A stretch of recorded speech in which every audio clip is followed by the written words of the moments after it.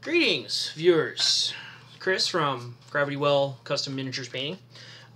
So today's our second YouTube video. We're going to be going over a little bit about, assembly and priming today. Kind of important things. So, good news, I got some commissions, or I got a commission project over the weekend from a customer in Columbus, Ohio. About 3 dozen miniatures, so you'll see these popping up here, and she's been nice enough to let me, I can put these up for, teaching purposes or whatever. So, these are just a couple of them. So these are, Reaper Legends miniatures, and these are just a couple of them. So we're going to talk about assembly first off. So, most miniatures nowadays will come in a blister pack, kind of like this. Again, these are just, Reaper, Darkhaven Legends. They usually run, $4 or $5 depending on. Now, this is all should be noted that these are also lead-free pewter miniatures. I personally prefer pewter miniatures just for the simple fact that I've just never really had a whole lot of good luck with these newer plastic ones, and I know that's how the ways are going, because a lot of folks like to 3D print them, and it's just cheaper to make. But I just generally prefer working with lead or pewter miniatures. Just if there's something bent on them, you can bend them back a little bit easier. Paint seems to stick a little bit better to them, in my opinion. That's just me. But so we're gonna go ahead and crack into these bad boys. So we're gonna go ahead and open up this first off. It's a female barbarian. So pop this bad boy open. Generally, you don't have to be very careful with these. Sometimes you want to, because there may be a separate base to them. These, if you can tell, have a base already on them, so you don't have to worry about losing the base. I like to keep my bases separate once they come out. Bases are generally going to be pretty mix and match. You can use whatever one, because most of the times they have a slot in them. So if you have a round base or a square base, or just depends on what you're using the miniature for. So let's go ahead and crack this one open too. And this is a duelist, a sword fighter type. And these are just going to be kind of showing you what I like to do to prep them for priming and things like that. And I know you've just gotten your first miniature and you're probably like, Chris, I just want to paint them. Hold on. You got to prep them before you prime them, and then you get to paint them. I know that sounds like a lot of work, but you'll thank yourself in the end run when your product looks really, really good. So first things first, so if you look, so this is our barbarian. Obviously, I don't know if you can tell. Let me move my head out of the way. There we go. You can tell her arms aren't where she's supposed to be, and a lot of times miniatures companies will do this because it's just easier to mold them. So this is where it comes in. So yeah, there you go. That's an even better idea. You can see, her arms and sword are kind of sticking off here. So grab your handy dandy little clippers here, and you can also use an X-Acto knife. It's really kind of whatever you want to use. I like to use these clippers just because it allows me to get in there. You just got to be very careful. If you look, you'll see a little flash point. That's where they poured the mold in. And you want to make sure that you're not clipping the actual miniature. Just clip that off. Excellent. Yeah, see? Now you've got the hilt of the sword right there, or excuse me, the pommel, the hilt, and if you'll notice there's also a little bit of a, you can kind of see, you see that little piece right there, we gotta clip that off too. And again, that's just what they call flash, and that's just a, little excess metal. There we go. So now we've got her arms and sword off to the side, and then we've got the actual miniature itself. Now, something like this is a very cool looking miniature. So what we want to do here is we want to make sure we get all that excess flash off, because if you paint it with all that flash on there, it looks kind of like crap. And then if you clip it off, then you've got all these little silver spots where you can see the metal. So you want to clip all this off as best as you can first. So again, take your... And usually it just takes a little bit of pressure and just clip, and there's a little bit, and you can just take a look. Generally you can tell flash by telling it doesn't look like it's supposed to be there. And there's the mold portion right there. Now generally I try and do this over like a t-shirt or piece of cloth or paper towel or something, just so that it you don't get these little pieces of lead or pewter all over the place. If you got pets, it's not good, and it's always easier for cleanup. So now I got a few spots here on her hair. So what we're going to do here is take our X-Acto knife, and if you can kind of tell right here on her hair, right there and right there, there's a few spots a little bit more flash, and that's where your X-Acto knife comes in. And you're probably thinking, oh, how do you use an X-Acto knife to cut metal? Well, it's so thin, and the pewter is generally pretty pliable, so you just sit there and just bend it off. Just try and be careful, and then there you go. Clip that off of there. Alright, just try and shave off a little bit of that. Alright, and this also gives you an opportunity to mod out your miniature if you want. Now, it's a little bit more advanced, but if you like the idea, if you like the miniature but you want to change a few things, this would be the opportune time to do it. You know, if you don't like some of their equipment, you can shave it off, paint over it, or, you know, add some putty to it or whatever. But that's kind of a little bit more advanced. We're going to stick to just the basics right now. So we've gotten all the flash off. Whoop, nope, just missed it. There's a little piece right there that was behind her arm. So we're going to take that off of there. And that's a little thick, so we're going to use our clippers, and boom. Alright. And she, yeah, is going to be ready for, yeah, she looks like she's going to be ready for priming. So we're going to put her off to the side here for a second. We're going to work on our duelist. Make sure you don't lose her arms. Okay, so this is our duelist. She's got a lot of flowy bits, a lot of, so you got to be careful you don't accidentally cut some of that off. Sometimes the flash will also have like a copyright or a model number or something like that, so that'll give you a good identifier. It looks like we've only got a couple small bits, so we're going to see what we can see here. Alright, so we got a couple small bits here, one right here underneath her arm, boom, and right here underneath the, right there underneath the base. There we go. Oop, we got another one that folded up there, and it just comes off the base. That's just a little bit. Now it looks like we got a little bit here coming off of this. Looking at the back side, yeah, we got a little bit. Okay, and this is exactly what I'm talking about. Is now the cool thing about these pliers is, if you notice, there's kind of an indented portion right here. There we go, and that allows you to kind of get into those little hard grooves. So, and allows you to keep things flat on the actual miniature. So we're going to clip it there, and then we're going to flip the miniature, or flip the clippers.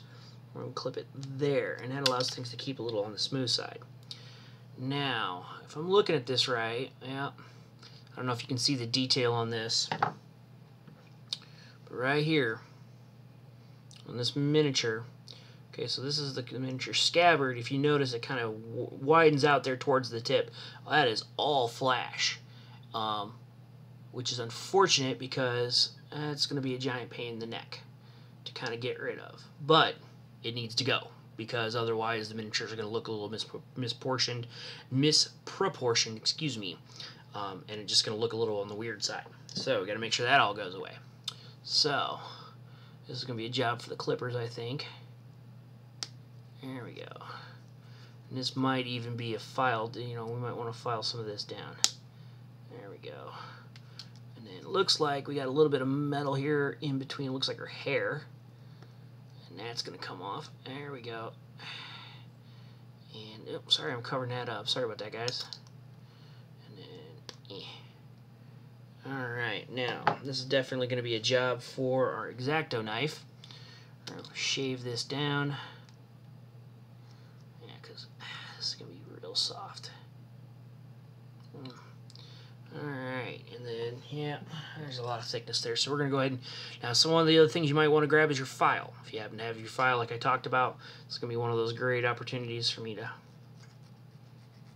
file that down. There we go. That looks good.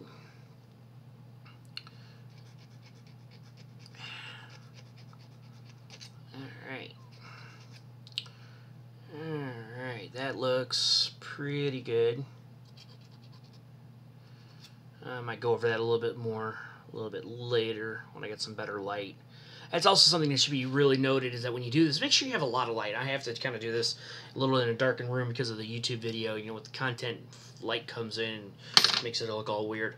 But make sure you have some plain light. You know, some folks like to have like a desk lamp over where they're working. Whatever works is fantastic. But yeah, make sure you have some good light. But generally speaking, we've got all the flash off of her. Yeah, looks good. It's our female duelist. Alright, now, assembly. Fun times. Now, it should be noted that with miniatures making, a lot of times it's a game of hurry up and wait. You're going to do something, and then you're going to wait. You're going to need to wait, because otherwise you'll ruin the work you've already done. Assembly is definitely one of those points. So, we're going to... obviously, she needs her arms put on before we can paint her. Now, it should be noted that sometimes you can paint portions of a miniature before you assemble. I'm not a humongous fan of doing that, but there are people out there that do like it, and you know, depending on where you want your shadows to lie, in some cases, like for example, let me grab, here he goes.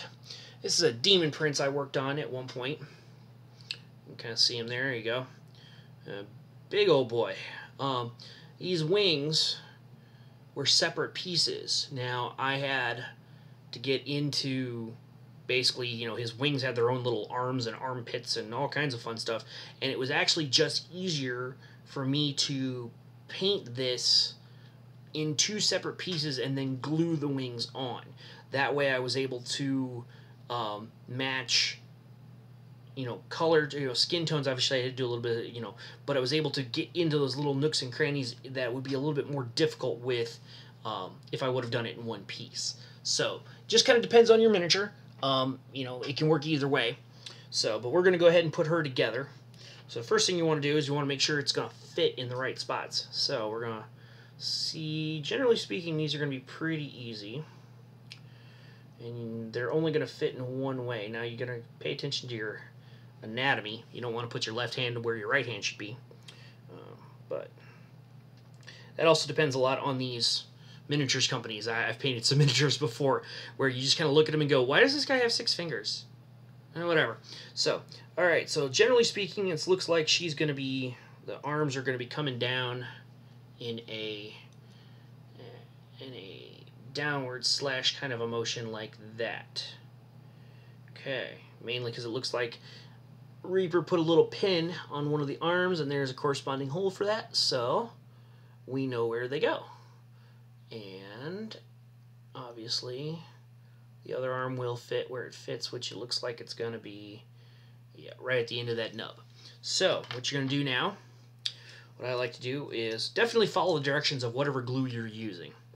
Okay, but so we're going to take our super glue here, and little dab will do. You do not want to over glue this. So just a touch of glue right there. You know, some glues will work better. I like to use the gel stuff because it does not dribble. It generally sticks where you put it. So there you go. Little dab will do you. Give it a half second to set, and then put your miniature, put your pieces right where they need to be. Then I like to kind of give them a little bit of a blow just to kind of speed up the curing process. And it should also be mentioned, make sure you're doing this in a well-ventilated area. The fumes off this stuff are nasty. Now, give it a few moments. Now, again, depending on what kind of glue you're using. Yep, see, this is the stuff sometimes this stuff doesn't, you know, I need to add a little bit more. So, add a touch more where we're going with this. Yeah. Good news is this stuff dries pretty clear, so if I have to carve some of this off later, we're good. So, again, just if you had to add a little bit more glue, go ahead and do it. Alright, so now here we are to our part where we're going to start priming. We're just going to go over that just real quick. So, some folks ask, why do I prime my miniature? Well, it's kind of like adding a base coat. A lot of times these miniatures have, adhering or anti-adhering agents for when they come out of the molds or whatever, and your paint may not stick very well to it. So that's why you want to put that base coat or this primer down first. It gives the paint that you're going to be using a layer to stick to. So then when you put your sealant over it, you're basically going to have kind of like a paint sandwich almost. So couple ways to do this. I'm just going to show you one of the few ways that I like it, and then we'll talk a little bit more about the interior one that I like. But generally speaking, you're going to want to do this outside. Basically, you can go to any mega store, Walmart, Meijer, whatever. You can buy miniature specific primers, but I personally find they're a little expensive.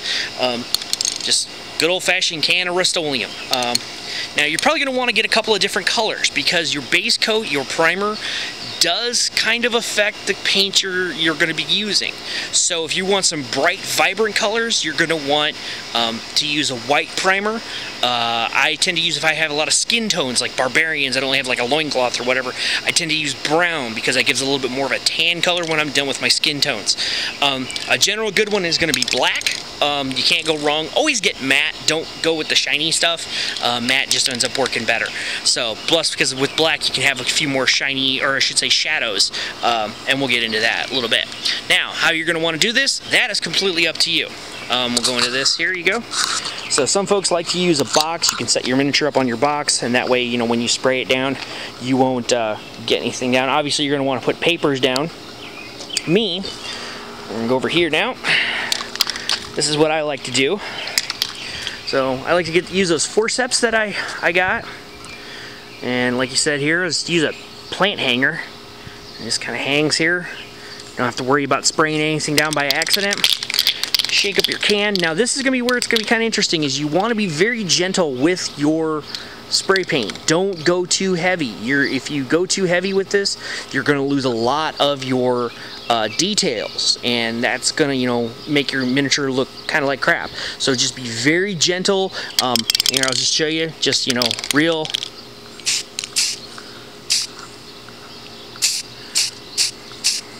Okay, you see how I'm not putting it on too, and obviously I'm missing a few spots, but that means you're going to have to do multiple coats. So just a light dusting, and then we're going to come over to a different angle and do another dusting. Okay, and then we're going to come around to the front, and we're going to do another dusting. And like I said, yeah, it's obvious you're going to miss a few spots, like you can tell there, but the good news is, by doing it just gently, we still get that primer on there, and we're looking good.